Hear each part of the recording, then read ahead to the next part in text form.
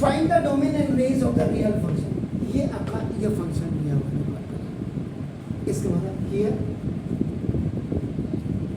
F x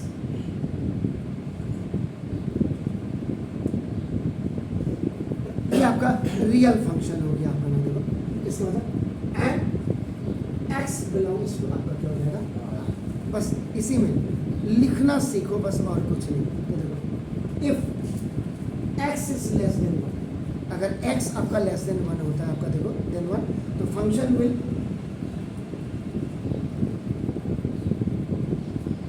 not है real, तो function आपका रियल होगा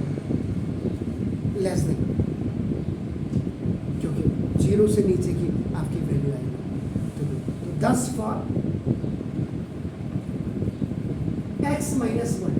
is greater than equal to आपका जीरो हो जाएगा, और आप इसको इधर ले जाएंगे,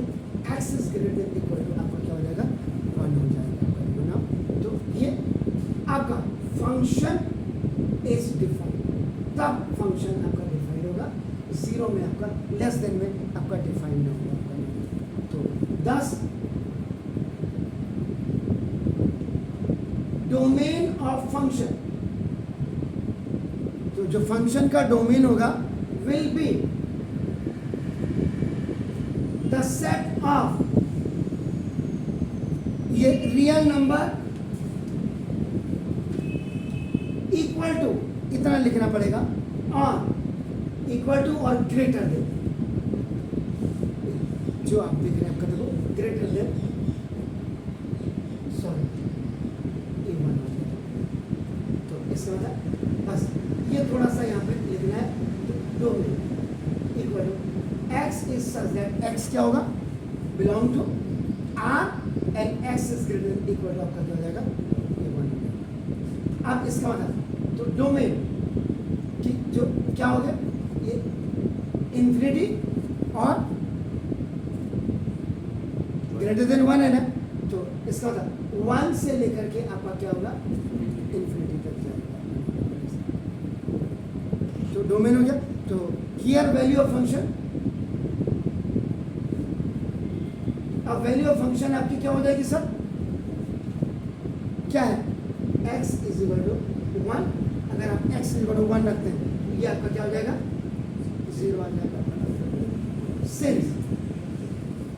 f1 is equal to one का स्क्वायर और minus one equal to one minus one आपका क्या हो गया, zero. And for remaining value of x, खाली इतना नहीं, इसको लिखना है आपको, देखो आपका ना ये value of x, values of आपका एफ एक्स, ये आपका पूरा will be real number greater than, ये आपका जीरो होना चाहिए, और देन ये 10। अब आपका डोमेन तो आपने निकाल दिया, अभी आपका कर रहे हैं तो रेंज, तो आपको रेंज कितनी हो जाएगी ऑफ फंक्शन बताइए, x is such that x, ये आपका किसको बिलोंग करना है, r को, लेकिन x जीरो आपका इसमें, और तो रेंज आपकी क्या हो जाएगी, जीरो कॉमा ऐसे आता है, बस इसमें थोड़ा लिखना पड़ता, वही मैंने बोला।